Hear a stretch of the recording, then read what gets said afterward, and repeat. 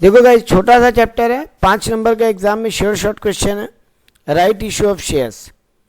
Right issue के बारे में मेनली आप लोग सबको ही जानते हो कि जब कोई कंपनी अपने नया जब शेयर इशू करना चाहता है, फ्रेश इशू लाना चाहता है, लेकिन एग्जिस्टिंग टाइप के शेयर का ही, तो वो पहले अपने एग्जिस्टिंग शेयर होल्डर को ऑफर करता है। वो लोग के पास 3 पावर होते हैं, आइदर वो लोग राइट को एक्सेप्ट कर ले, आइदर वो लोग राइट को रिजेक्ट कर दे, और आइदर वो लोग राइट को रिनाउंस कर दे। राइट एक्सेप्ट कर ले मतलब कंपनी बोला हम देखो 1 लाख शेयर बेचना चाहते हैं, आप लोगों को पहला ऑफर है, अगर आप लोग लेना चाहो as a existing share holder, आप ना करोगे तो हम बाहर की पब्लिक को बेचेंगे। आपके पास पहला ऑप्शन ये है कि आप वो शेयर का ऑफर ले लो, जो राइट इशू आपको दे रहा है कंपनी वो आप खरीद लो। दूसरा ऑफर है आप डिनाई कर दो, आप बोलो नहीं हमको नहीं चाहिए, बाहर वालों को बेच दो।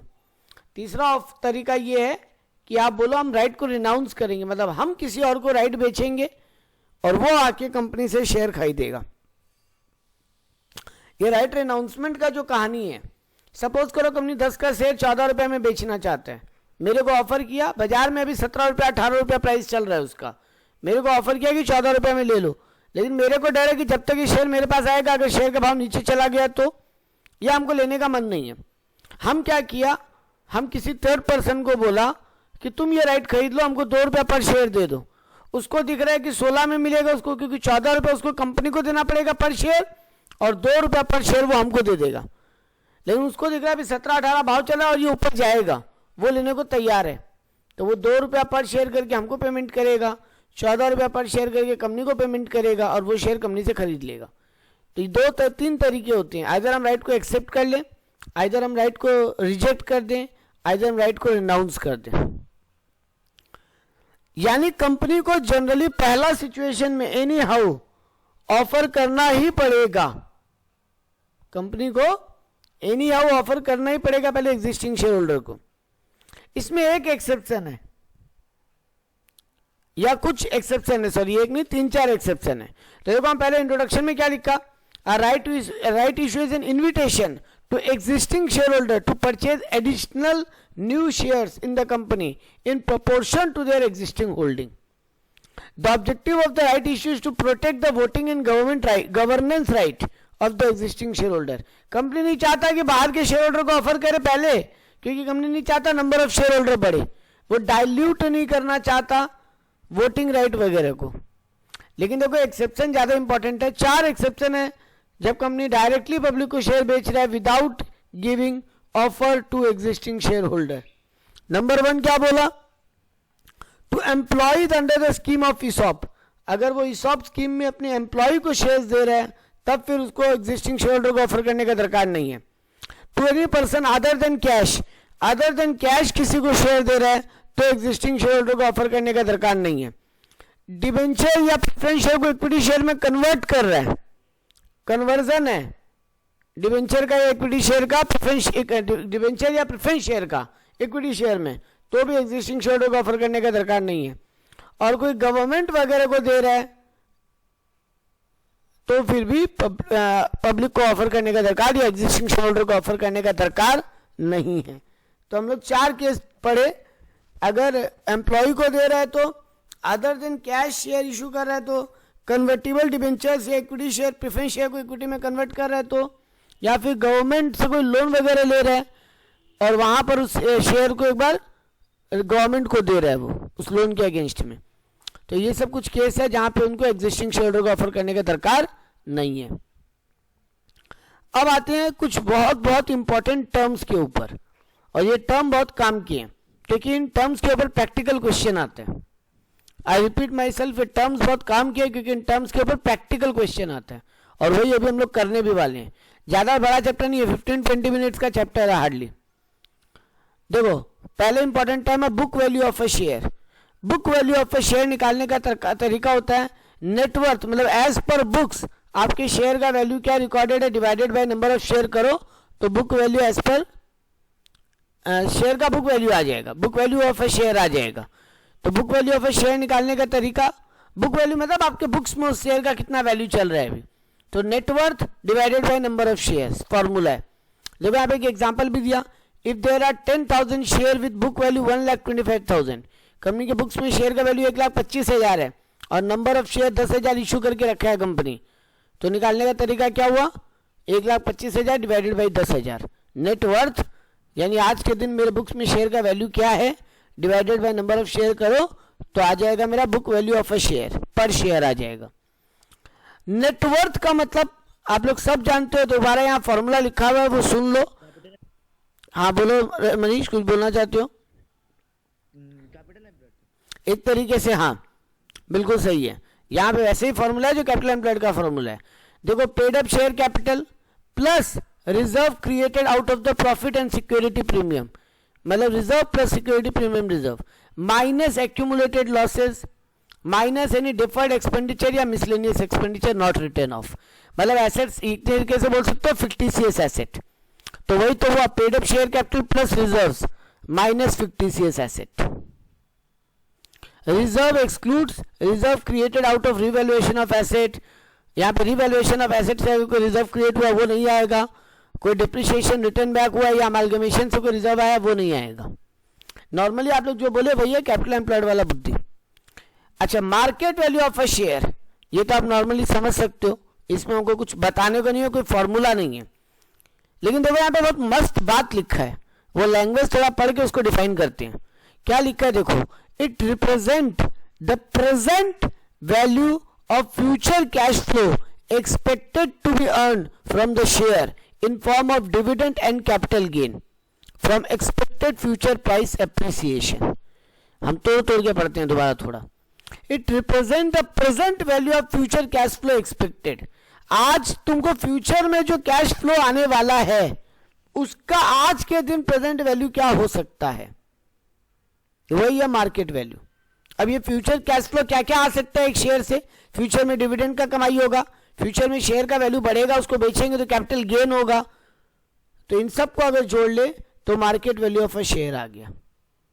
तो इसीलिए क्या लिखा है, it represent present value of future cash flow expected to be earned from the share in form of dividend capital gain from expected future share price.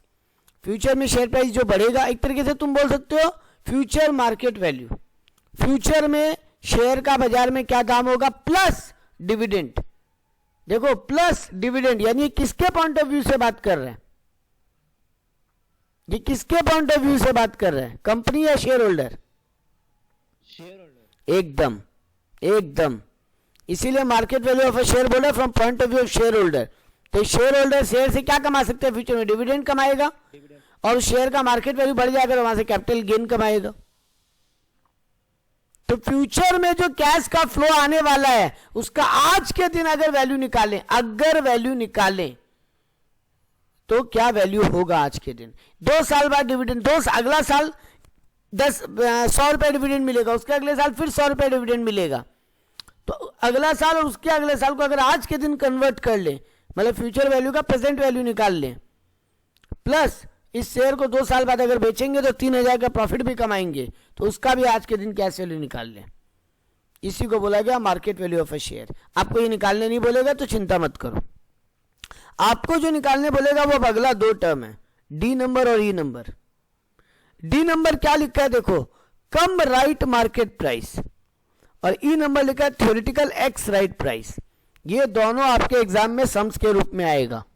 I repeat, general entry तो आएगा, जनरल एंट्री बहुत easy है, कुछ ज्यादा करने को है नहीं उसमें, लेकिन आपका डी नंबर और ई नंबर ये दोनों सम्स में आपको बोलेगा प्रैक्टिकली सॉल्व करने छोटा क्वेश्चन में।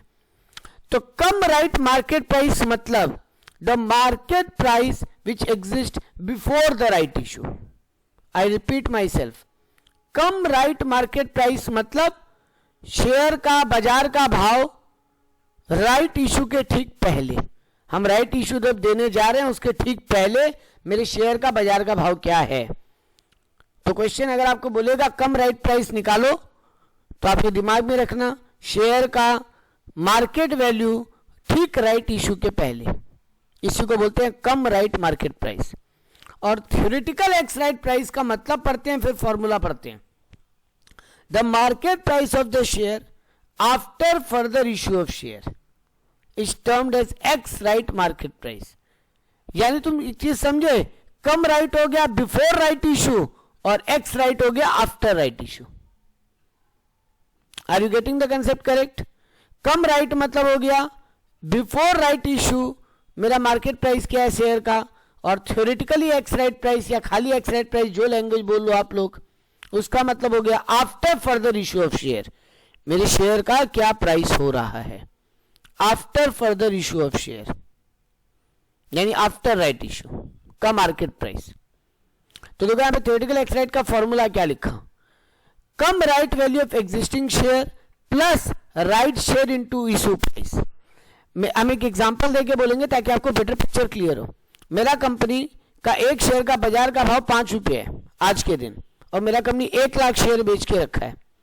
मेरे शेयर का बाजार का भाव 5 रुपये है आज के दिन एक शेयर का, और मेरा कंपनी ऐसा 1 लाख शेयर मार्केट में इशू करके रखा है। तो मेरा कम राइट मार्केट प्राइस कितना हुआ? 5 लाख रुपया। 1 लाख इंटू 5, प्लस अब मेरा कंपनी और 20,000 शेयर इशू करने जा रहे हैं 12 रुपया पर शेयर करके। मेरा कंपनी और 20, तो 20,000 इंटू 12 करेंगे तो क्या आएगा? 2,40,000। 2,40,000। और फॉर्मूला क्या लिखा देखो, cum right existing share plus right share price, यानी 5 लाख प्लस 240, तो 7,40,000 divided by existing number of share plus right number of shares. तो पहले से शेयर कितना था? 1 लाख, और शेयर इशू कितने जा रहा है मेरा कंपनी? 20,000। तो यानी फॉर्मूला क्या बना? 5 lakh plus 240 740 divided by 1 lakh plus 20,000 यानी 1,20,000। तो 7,40,000 डिवाइडेड बाई 1,20,000 करो तो थ्योरेटिकली एक्स राइट प्राइस निकल के आ जाएगा। मतलब एग्जिस्टिंग प्लस राइट इशू का market value divided by total number of share. अगर हम ये बोले तो existing market value plus right issue का market value divided by total number of share after right issue. तो ये मेरा थ्योरेटिकल एक्स राइट का फॉर्मूला बन जाएगा। आपको एग्जाम में थ्योरेटिकली एक्स राइट और कम राइट निकालने बोलेगा, छोटा प्रैक्टिकल सम जब देगा तो। अभी करेंगे उसका 2-3 सम इसका पीडीएफ में दिया है आपको, वो दोनों तीनों सम डिस्कस करेगा आपके साथ। और राइट ऑफ रेन्यूसिएशन मतलब ये तो आपको हम पहले ही बोल दिया, आप अगर वो शेयर नहीं खरीदना चाहते हो, नहीं आप रात को डिनाई करके कोई आपको मौका दिख रहा है थोड़ा बहुत कमाने का, आप कमाना भी चाहते हो और आप शेयर लेना भी नहीं चाहते, तो आपके पास तरीका क्या है? आप राइट को रिनाउंस कर दो, मतलब आप अपना राइट किसी और शेयर होल्डर को ट्रांसफर कर दो या किसी और पर्सन को ट्रांसफर कर दो। अब हमको एक बात बताओ, इसका कंपनी के बुक्स में कोई फर्क पड़ता है क्या? नहीं, क्योंकि पर्सन कोई भी उसको देना तो पड़ेगा, और कंपनी को तो वही प्राइस मिलेगा जो हमसे मिलता, चाहे वो थर्ड पर्सन से मिले। तो इसलिए इसका यहां पर इस चैप्टर में आपके कोई इंपैक्ट नहीं है, क्योंकि आप ये कंपनी के पॉइंट ऑफ व्यू से बुक्स बना रहे हो। तो इसीलिए हाँ बोलो। बुक तो कंपनी के पॉइंट से ही बनता है। नहीं क्यों? अगर तुम अपना पर्सनल भी अकाउंट्स मेंटेन करो और ये राइट अनाउंस करो तो वहां से प्रॉफिट तो हो रहा है तुमको। तो तुम अपने बुक्स में तुम अपने मान लो तुम XYZ लिमिटेड कंपनी का शेयर लेके रखे हो, तो याद है इन्वेस्टमेंट एक चैप्टर किए थे अपने सेमेस्टर 2 में, सेमेस्टर 3 में सॉरी, जहां पे क्या किए थे अपने इन्वेस्टमेंट अकाउंट बनाते थे कि मेरा कहाँ कहाँ इन्वेस्टमेंट किया हुआ है, तो वहां से हमको राइट कर अनाउंसमेंट का फायदा मिला, तो वो मेरे कॉस्टिंग को कम कर देता था। हाँ, वो कॉस्ट रिड्यूस हो जाता था। हाँ, मेरे पास ऑलरेडी 1 लाख रुपए का शेयर है और राइट अनाउंस करके हमको 20,000 का फायदा हुआ, तो हम क्या मानेंगे? जो मेरे पास ऑलरेडी शेयर है उनका भाव अब 80,000 ही है। हाँ, तो वही बुद्धि था ना। तो इसीलिए बोले कि तुम अपने बुक्स में अगर इन्वेस्टमेंट का ले जाओ तो बना ही सकते हो। तुम एकदम तुम सोच रहे हो एकदम जनरल पब्लिक की तरह, बट अगर हम सोचे कि हम एक कंपनी और हम दूसरे कंपनी में पैसा इन्वेस्ट कर रहे हैं, या हम एक बिजनेस है ऑलरेडी और हम दूसरे बिजनेस में पैसा इन्वेस्ट कर रहे हैं, तो हम अपना इन्वेस्टमेंट अकाउंट तो बना ही सकते हैं। बट वो यहाँ काम का नहीं है, यहाँ सिंपल लॉजिक है, तुमको कंपनी के पॉइंट ऑफ व्यू से बुक्स बनाना है। तो कंपनी को इस बात से कोई फर्क नहीं पड़ता कि राइट रिनाउंस हुआ कि शेयर होल्डर राइट को खुद खरीदा, क्योंकि उसको कंपनी को उतने रुपया मिलेगा, मेरे से मिले चाहे वो थर्ड पर्सन से मिले, तो कंपनी के लिए वही पैसा आया, शेयर इशू हुआ। अब जो चीज यहाँ पे लिखा हुआ है देखो, वही बात लिख दिया था, the share holder receive the right share has 3 possibility of their choice, they can act on the right, मतलब राइट को बाई कर लिए, they can sell them in the market, मतलब राइट को अनाउंस कर दिए, और they can pass on the taking advantage, मतलब राइट को रिजेक्ट कर दिए. तो the renunciation of right is valuable and can be monetized by the existing share holder. तो उसका monetary benefit existing share holder ले सकता है और वो उसके बुक्स में इंक्लूड होगा, मेरे बुक्स में नहीं. लेकिन अगर एग्जाम में तुमको ये बोल दे निकालने की वैल्यू ऑफ राइट निकाल के बताओ. मेरा तीसरा प्रैक्टिकल एग्जांपल आ रहा है गाइस. हम लोग अब तक 3 चीज सीखे हैं इस चैप्टर में, हमको एग्जाम में पूछ सकता है. पहला, कम राइट मार्केट प्राइस निकालने. दूसरा, theoretical ex right market price निकालने. और तीसरा, वैल्यू ऑफ राइट निकालने. वैल्यू ऑफ राइट का फॉर्मूला सिंपल है, cum right minus ex right. मतलब जो हम लोग डी नंबर और ई नंबर में पढ़े, तो डी माइनस ई मेरा वैल्यू ऑफ राइट निकल जाएगा. Are you getting my point? Value of right निकालने का तरीका, अगर एग्जाम में पूछ ले तो cum right value of the share minus ex right value of the share. तो ये तीनों पॉइंट सबको क्लियर है? किसी को कुछ डाउट है तो बिंदास बोलो. हम लोग 3 चीज सीखे हैं प्रैक्टिकल पॉइंट ऑफ व्यू से. बाकी राइट इशू का केवल थ्योरेटिकल आइडिया था, लेकिन 3 चीज प्रैक्टिकल पॉइंट ऑफ व्यू से सीखे. कम राइट मार्केट प्राइस, मतलब बिफोर राइट इशू मेरे शेयर का मार्केट प्राइस क्या है. एक्स राइट मार्केट प्राइस, मतलब आफ्टर राइट इशू मेरा पर शेयर वैल्यू क्या चल रहा है. और तीसरा चीज सीखे वैल्यू ऑफ राइट निकालना, जिसका फॉर्मूला है cum right minus ex right. मतलब ऊपर जो जो सीखे उन्हीं दोनों को. तो अब एक एग्जांपल करते हैं ताकि बेटर पिक्चर क्लियर हो. 1000 राइट, हाँ बोलो. कम राइट तो मतलब हमेशा दिया ही रहेगा समय, क्योंकि वो तो राइट इशू के पहले का, तो वो तो वैल्यू तो बताना ही पड़ेगा कि इतना वैल्यू का शेयर, इतना शेयर इशू किया. देखो एग्जाम अभी तुमको बताते हैं, एग्जांपल समझोगे बहुत बेटर पिक्चर क्लियर होगा. उसके बाद 2 से 3 सम्स उसी टॉपिक पे बनाया हुआ है मेरे इस पीडीएफ में, क्योंकि जनरल एंट्री वाला सम में कुछ है नहीं, एक जनरल एंट्री है केवल, तो उसमें ज्यादा हमको कुछ करने को नहीं, इसलिए हम जनरल एंट्री वाला सम ज्यादा रखा नहीं. मेन वर्किंग है नहीं, वर्किंग में ये जो ये आता है प्रैक्टिकली निकालने की, हमको ये तीनों वैल्यू निकाल के बताओ. वो ये अलग से ही पूछता है. अलग से पूछता है, बोलता है तीनों का वैल्यू निकाल के बताओ. तो देखो एक एग्जांपल करते हैं, बेटर पिक्चर क्लियर होगा. बोला 1000 right share are issued by prosperous limited. एक कंपनी है प्रॉस्पेरस लिमिटेड. एक कंपनी है प्रॉस्पेरस लिमिटेड, वो 1000 राइट शेयर मार्केट में बेचने के लिए उतारा, making it as a right of 1:10. मतलब रजत 1:10 मतलब एक शेयर के बदले में 10 शेयर देगा कि 10 पे 1 देगा? 10 पे 1 सर. सही है एकदम. तो राइट इशू मिलेगा, अगर मेरे पास 10 शेयर है तो मेरे को 1 शेयर खरीदने का मौका मिलेगा. लैंग्वेज यही है, मेरे पास अगर 10 शेयर है ऑलरेडी तो मेरे को 1 शेयर खरीदने का मौका मिलेगा. तो यहां पे लिखा है, हम लिख भी दिया मतलब, और 1 new share for 10 existing share held. वही मतलब एक ही था. At a price of 14 rupees per share. मतलब कंपनी ऑफर दे रहा है कि अगर आपके पास 10 शेयर है तो मेरा 1 शेयर खरीदने का हक मिलता है आपको, और 1 शेयर का दाम 14 रुपए लेंगे हम आपसे. The existing worth of the tangible asset held by the business shall become 2,64,000. और कंपनी का एग्जिस्टिंग नेटवर्थ बन जा रहा है 2,64,000, जिसमें एग्जिस्टिंग नेटवर्थ है 2.5 लाख प्लस 14,000 ये नया शेयर इशू करने पे. क्योंकि कंपनी कितना राइट शेयर बेचना चाहता है? 1,000, और 1 शेयर का दाम कितना रखा है? 14 रुपया. तो 1,000 इंटू 14,000 रुपया मेरे नए शेयर का वैल्यू होगा. और पहले से बोल रहे हैं 2.5 लाख बुक वैल्यू, इसलिए टोटल 2,64,000 मेरा बुक वैल्यू हो रहा है. देखो ब्रैकेट में लिख भी दिया, existing net worth is 2.5 lakh plus fresh issue of 14,000. Equity share sale corresponding command valuation of 2,64,000. वही बोलना चाहता था कि इस सब कुछ होने के बाद 2,64,000 मेरा बुक वैल्यू चल रहा है. If mister Naren has 100 share of prosperous limited before right issue. अब देखो क्या किया, अब एक एक करके चारों चीज कैलकुलेट करके दिखाएगा आपको. मिस्टर नरेन के पास ऑलरेडी 100 शेयर है, तो उसको कितना शेयर मिलेगा फोकट का? 10. 10 पे 1 दे रहा है, तो नरेन के पास 100 है, तो 100 डिवाइडेड बाय 10 इंटू 1 कर लेंगे. जितना दे रहा है इंटू करेंगे, जितना के बदले में दे रहा है डिवाइड में रख देंगे. तो मिस्टर नरेन के पास पहले से 100 शेयर है, 100 डिवाइडेड बाय 10 इंटू 1. तो मिस्टर नरेन को 10 शेयर खरीदने का मौका है. तो मेरा पहला क्वेश्चन, मेरा कम राइट मार्केट प्राइस कितना है? मेरा कम राइट मार्केट प्राइस कितना है? 14 रुपए. गलत. हम अभी क्या बोले? अरे भाई 14 रुपया तो मनीष, 14 रुपया तो कंपनी पब्लिक को ऑफर बोल रहा है कि नया शेयर लेना तो 14 रुपया पर शेयर ले सकते हो. अच्छा.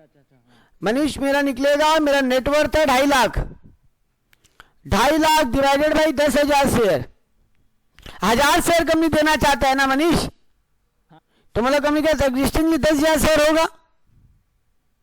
आई repeat my self, company 1000 share देना चाहता है राइट इशू में, मतलब कंपनी के पास कितना ऑलरेडी शेयर इशूड होगा 10,000, तभी तो 10,000 पे 1 1000 शेयर देना चाहता है, 10 पे 1 मतलब 1000 शेयर देना चाहता है, तो हम 1000 इंटू 10 करके निकाल लिया, 10,000 शेयर कंपनी का ऑलरेडी है मतलब। तो देखो कम राइट मार्केट प्राइस कैसे निकाला, 2.5 लाख डिवाइडेड बाई 10,000, 25 रुपया मेरा मार्केट प्राइस आज के दिन है कम राइट बिफोर इशू। हाँ, अब मिस्टर नरेन का देखो पोजीशन क्या है, हिज करंट होल्डिंग कितना है, उसके पास ऑलरेडी 100 शेयर है और 25 रुपया हम अभी निकाले एक शेयर का प्राइस, मतलब मिस्टर नरेन के पास 2,500 रुपया का शेयर है, मिस्टर नरेन के पास 2,500 रुपया का शेयर है मेरा ऑलरेडी, क्योंकि 100 रुपया 100 शेयर उसके पास होना चाहिए, वो बोला ही क्वेश्चन में है उसके पास, और 25 रुपया एक शेयर का हम अभी निकाले कम राइट मार्केट प्राइस। मेरा आज के दिन बाजार में बिफोर राइट इशू एक शेयर का वैल्यू 25 रुपया है, तो मिस्टर नरेन का होल्डिंग का वैल्यू कितना निकला 2500। यहां पे किसी को डाउट है तो बिंदास बोलो, नहीं डाउट है तो हम आगे बढ़ेंगे। मेरा पहला क्वेश्चन सॉल्व हो गया, मेरे को बोला कम राइट मार्केट प्राइस निकाल के बताओ, हम निकाल दिए 25 रुपया, और अगर मिस्टर नरेन के शेयर का वैल्यू पूछे तो वो भी निकाल दिया 2,500 रुपया।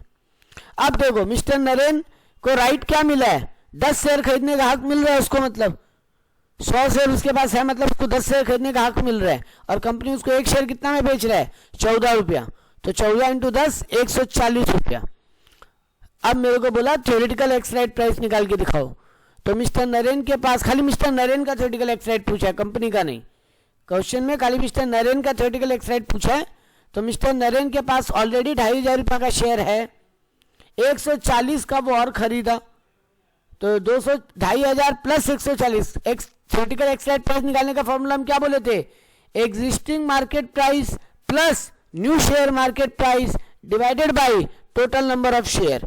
Existing market price mister Naren का 2,500 है, 140 रुपए में वो नया शेयर खरीद रहे हैं, तो 2,640 उसका टोटल इन्वेस्टमेंट का वैल्यू बन रहा है, डिवाइडेड बाय उसके पास 100 शेयर पहले से है, 10 उसको मिल रहा है, तो 110 शेयर हो गया, तो 2,640 डिवाइडेड बाई 110, तो मिस्टर नरेन का एक्स राइट प्राइस या theoretical ex right price 24 rupees आ रहा है, 2,640 डिवाइडेड बाई 110। ये दोनों डेटा सबको क्लियर है, नहीं क्लियर है वो बिंदास पूछो। कम राइट प्राइस निकाले हम, मेरे कंपनी का नेटवर्थ है 2.5 लाख डिवाइडेड बाई 10,000 शेयर, हम टोटल मेरा शेयर 10,000 है राइट इशू के पहले, तो 25 रुपए एक शेयर का वैल्यू निकला। नरेन के पास 100 शेयर था, 100 इंटू 25 करके 2,500 उसके एग्जिस्टिंग शेयर का वैल्यू निकाल लिए। नरेन को 10 शेयर खरीदने का हक मिल रहा है, एक शेयर का कंपनी 14 रुपया ले रहा है, तो नरेन से और 140 रुपया आएगा, तो नरेन का 2,500 पहले का इन्वेस्टमेंट प्लस 140 का इन्वेस्टमेंट, मतलब नरेन का टोटल इन्वेस्टमेंट 2,640। नरेन के पास पहले से 100 शेयर 10 शेयर और मिल गया 110। हम फॉर्मूला बोले थे investment divided by number of share, ex right का total investment divided by total number of share बोल सकते हो, तो 2,640 डिवाइडेड बाई 110 मेरा 24 रुपया एक शेयर का एक्स राइट प्राइस आया। और आखिरी क्वेश्चन वैल्यू ऑफ राइट निकालने बोलेगा, तो cum right value minus ex right value, ऊपर हम पहले बोल दिए थे फॉर्मूला। मेरा कम राइट वैल्यू निकला था 25 रुपया per share, ex right value निकला 24 रुपया पर शेयर, तो मेरा 1 रुपया वैल्यू ऑफ राइट हो गया, वैल्यू ऑफ राइट 1 रुपया हो गया। तुम भी देख लो ना, मिस्टर नरेन को 1 रुपया का फायदा हो रहा है, कंपनी का शेयर का वैल्यू 25 रुपया पड़ रहा था, मिस्टर नरेन के लिए अब वो वैल्यू 24 पड़ रहा है। तो पहले मिस्टर नरेन को 25 रुपया पड़ रहा था एक शेयर का, अब मिस्टर नरेन को 24 रुपया पड़ रहा है एक शेयर का, मतलब मिस्टर नरेन को अपने राइट का कितना वैल्यू मिला, कितना फायदा मिला, 1 रुपया पर शेयर का। यानी वो नरेन 1 रुपया अपने बायर से चार्ज कर सकता है। क्लियर है? तो हम प्रैक्टिकल सम्स की तरफ जाएं, एग्जाम्पल अगर हो गया तो। चलो पहले हम एंट्री का बात कर ले, फिर 2 सम्स का बात करते हैं फटाफट। तो देखो अकाउंटिंग फॉर राइट इशू कुछ है नहीं गाइस, कंपनी शेयर इशू कर रहा है, पहला एंट्री हो जाएगा bank to equity share capital, और फिर इस कैपिटल को कहाँ ट्रांसफर करेगा, कैपिटल में, सॉरी बैंक, हाँ पहला एंट्री हो गया। एक मिनट, अच्छा सॉरी, एंट्री वो एक ही रखा है, bank account debit to equity share capital. अगर प्रीमियम पे हुआ तो bank account debit to equity share capital to security premium हो जाएगा। यहाँ पे एग्जांपल भी दिया है, a company having 1 lakh share of 10 rupees each and it issued share capital and having a market value of 46 rupees issue right in the ratio of 1:10, मतलब 10 पे एक शेयर इशू दे रहा है और इशू प्राइस रखा है 31 रुपया। The entry at the time of subscription of right issue will be bank account debit, 10 पे एक दे रहा है, मतलब 10,000 शेयर का राइट इशू है, तो 10,000 इंटू 31 तो 3,10,000, bank account debit 3,10,000 to equity share capital 1 lakh, क्योंकि फेस वैल्यू 10 रुपये ही है, और बाकी 2,10,000 चला जाएगा टू सिक्योरिटी प्रीमियम। एंट्री में कुछ नहीं है गाइस, नॉर्मल एंट्री है, bank account debit to equity share capital to security premium. तो एंट्री वाला सम ज्यादा कुछ होगा नहीं, एंट्री वाला सम में आपको एक एंट्री करना है और आपका काम हो जाएगा, जो नॉर्मल शेयर इशू का एंट्री होता है। अब आते हैं दो सम यहां पे दिया आपको, एक देखो प्रॉब्लम नंबर 5 बोल के लिखा है, उसका सॉल्यूशन भी किया हुआ है मेरा नीचे। A company offer new share of 100 each at a 25% premium. एक सेकंड होल्ड करो, सम करते हैं। A company offer new share of 100 each at 25% premium to existing share holder on 1-for-4 basis. Company 100 रुपए वाला शेयर 25 रुपया premium पे issue करना चाहता है, मतलब 100 का शेयर 125 में बेचना चाहता है मार्केट में एग्जिस्टिंग शेयर होल्डर को, 4 के बदले में 1 राइट इशू देने को तैयार है वो। The come right market price of a share is 150 rupees. आपको कम राइट वैल्यू दे दिया है, calculate the value of right and what should be the x right price of a share. आपको दोनों चीज निकालने बोला है, एक्स राइट प्राइस निकालने बोला है और वैल्यू ऑफ अ राइट निकालने बोला है। तो वैल्यू ऑफ अ राइट का फॉर्मूला सिंपल है, देखो हम सॉल्यूशन में क्या किए, ex right value, sorry cum right value minus ex right value. Value of a right का formula cum right value minus ex right value. Cum right value question में दे दिया 150 रुपया, एक्स राइट वैल्यू हमको निकालना है। कंपनी कितना share देने को तैयार है, 4 के बदले 1। कंपनी 4 के बदले 1 देने को तैयार है। एक सेकेंड, कंपनी 4 के बदले 1 शेयर देने को तैयार है। तो मेरा एक्स राइट प्राइस का फॉर्मूला क्या है, पहले एग्जिस्टिंग शेयर का वैल्यू निकाल लो। एग्जिस्टिंग शेयर कितना है, यहां पे नीचे एक हिंट में लिखा है assume that there are 4 existing share only. Company का 4 ही शेयर इशू किया हुआ अब तक, तो मेरा एक्स राइट प्राइस कैसे निकलेगा, existing share market value plus right issue market value divided by total number of share. तो मेरा एग्जिस्टिंग शेयर का मार्केट वैल्यू कितना है, 150 रुपया मार्केट वैल्यू है, 4 शेयर ऑलरेडी इशू किया हुआ है, तो 150 इंटू 4, 150 इंटू 4 600 रुपया, प्लस कंपनी 4 के बदले 1 शेयर देना चाहता है, और 1 शेयर का कंपनी कितना दाम लेगा, कम ऑन, 1 शेयर के बदले कंपनी कितना प्राइस चार्ज करेगा, 125। सही, तो ऑलरेडी जो शेयर इशू किया हुआ है 4 शेयर, एक का मार्केट प्राइस 150 है, तो 4 इंटू 150 हो गया 600, प्लस कंपनी जो 1 राइट इशू में देगा, क्योंकि बोल रहा है टोटल 4 ही शेयर इशू है कंपनी का, तो कंपनी 1 शेयर देगा राइट इशू में, तो 1 शेयर का दाम से लेगा 125 रुपया। तो 600 प्लस 125 यानी 725 डिवाइडेड बाई 5, तो मेरा एक्स राइट 5 शेयर हो गया ना, पहले से 4 शेयर है प्लस बोनस का 1 शेयर, हम बोले तो divided by total number of share. Already मेरे 4 शेयर इशू किया हुआ है, एक हम राइट इशू दे रहे हैं, तो 4 + 1 5, तो 725 डिवाइडेड बाई 5, मेरा एक्स राइट प्राइस आ रहा है 145 रुपया। हाँ, तो कम राइट प्राइस था 150, एक्स राइट प्राइस है 145, तो मेरा वैल्यू ऑफ राइट कितना है, 5 रुपया। वैल्यू ऑफ राइट, हाँ बोलो। सर नेहा बोल रही है कि वो ज्वाइन नहीं हो पाया, उसका वो मैसेज की है अभी। एक सेकंड। तो देखो हम लोग क्या निकाले, हम लोग निकाले एक्स राइट प्राइस 145 रुपया, वैल्यू ऑफ राइट निकला 150 माइनस 145 5 रुपया। एक और एग्जाम्पल करते हैं और नेहा को भी शायद समझ में इजीली आ जाएगा क्योंकि सेकंड एग्जाम्पल में पूरा डिटेल में फिर से है भाई। देखो प्रॉब्लम नंबर 6 क्या बोल रहे हैं, ABC limited shares are currently selling at 13 rupees per share. ABC limited का एक शेयर का बाजार का वैल्यू 13 रुपया पर शेयर है। There are 10 lakh shares outstanding, मतलब कंपनी 10 लाख शेयर बेच के रखा है। ये लैंग्वेज होता है आउटस्टैंडिंग वर्ड, मतलब बाकी नहीं। यहां पे शेयर आउटस्टैंडिंग जब भी बोलता है मतलब बाजार में उतना शेयर कंपनी बेच के रखा है। तो एक शेयर का मेरा current market price, selling price यानी मार्केट प्राइस 13 रुपया है और कंपनी 10 लाख शेयर बेच के रखा है बाजार में। Company is planning to raise 20 lakh rupees to finance a new project. Company को एक नया प्रोजेक्ट फाइनेंस करने के लिए 20 लाख रुपया का दरकार है। तो कंपनी क्या बुक लगा सकता है ये पैसा अरेंज करने के लिए? एक्स्ट्रा। Very good.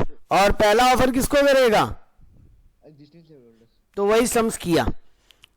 आपको पूछा what is the x right price of shares and the value of a right if the firm offer 1 right share for every 2 share held. एक और केस दिया, if the firm offer 1 right share for every 4 share held.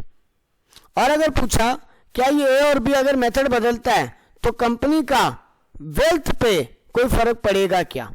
3 question पूछा है। एक company जिसके existing market price share 13 रुपया चल रहा है, जिस कंपनी बेचना चाहती करंट सेलिंग प्राइस 13 रुपया चल रहा है, 10 लाख शेयर कंपनी को ऑलरेडी बाजार में इशू किया हुआ है और कंपनी को 20 लाख रुपया चाहिए। कंपनी 2 रास्ता सोच रहा है, आइदर 2 के बदले में 1 राइट इशू देके शेयर उतारे या 4 के बदले में 1 राइट इशू देके शेयर उतारे। मेरे को निकालना क्या क्या है? वही 3 कहानी। सर यहां पे 2 ही चीज निकालना है। पहला चीज निकालना है मेरे को, नहीं मेरे को तो एक ही चीज निकालना ही है, एक्स राइट प्राइस। मेरे को निकालना है x right price, theoretical ex right price.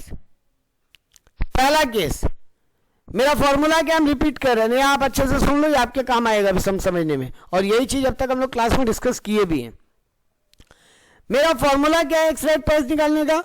Existing shares का market price plus right issue का market price divided by total number of share issued in the market after right issue.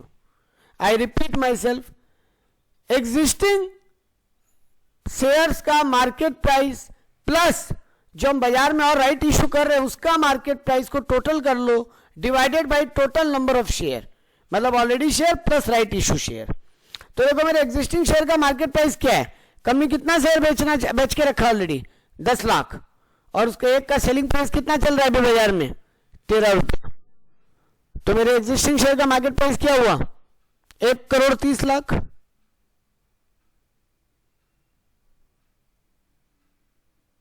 क्या? हाँ sir. 1,30,00,000 मेरे existing shares का market price है, plus company जो share बाजार में इश्यू करने जा रहे हैं चाहे 2 के बदले 1 या 4 के बदले 1, उससे फर्क नहीं पड़ता।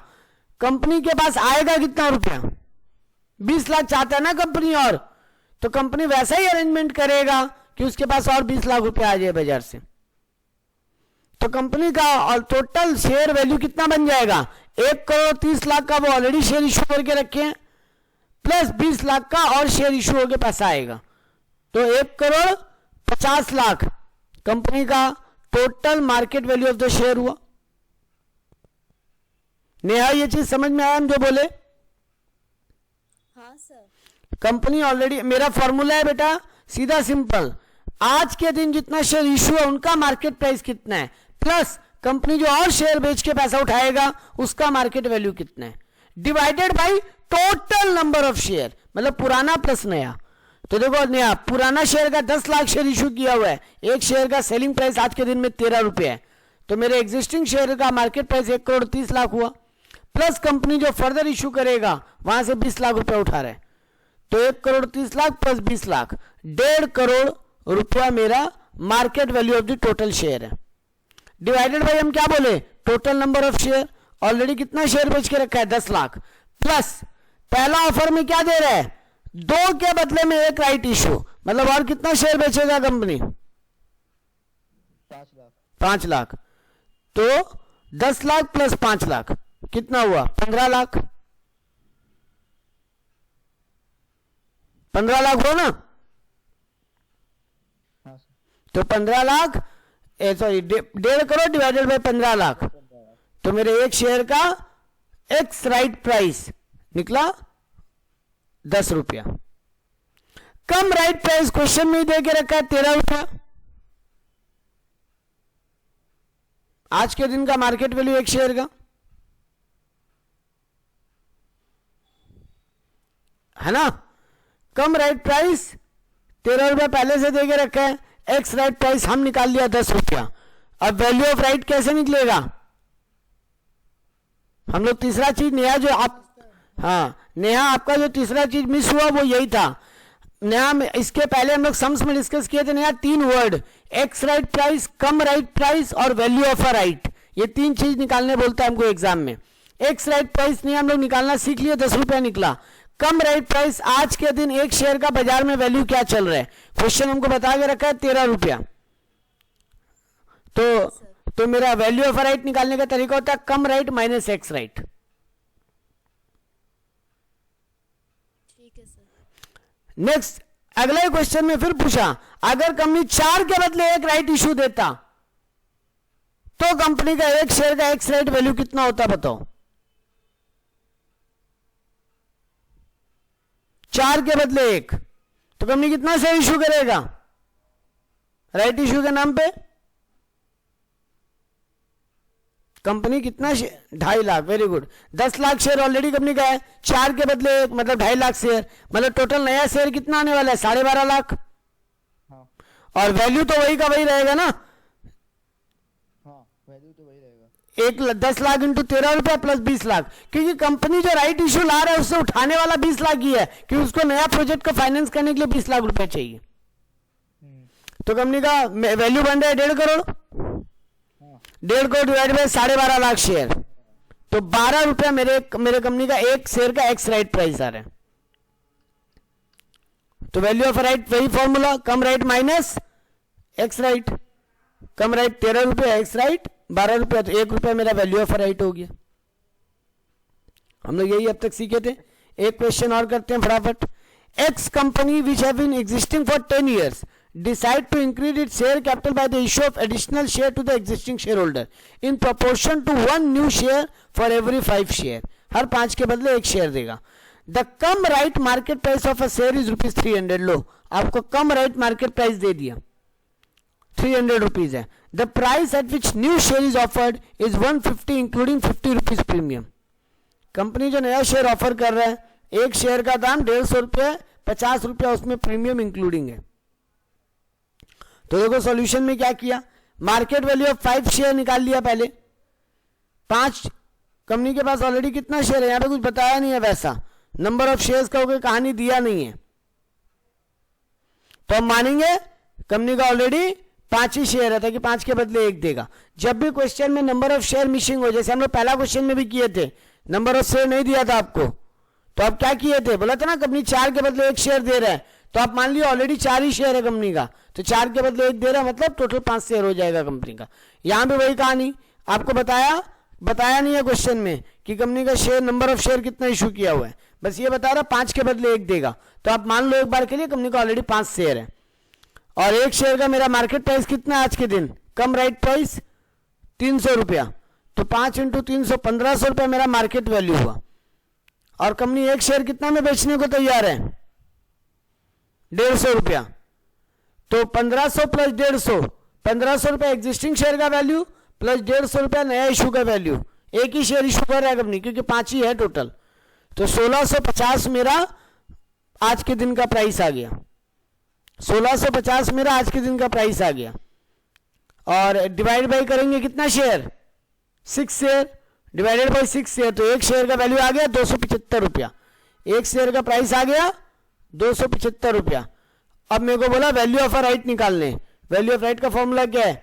कम right price minus ex right price. तो कम राइट प्राइस कितना है? 300 रुपया। एक्स राइट प्राइस कितना हम निकालिए अभी भी? 275। तो 300 माइनस 275, 25 रुपया मेरा वैल्यू ऑफ अ राइट है। 25 रुपया मेरा वैल्यू ऑफ अ राइट है। यही है issue of share right issue chapter, issue of right issue.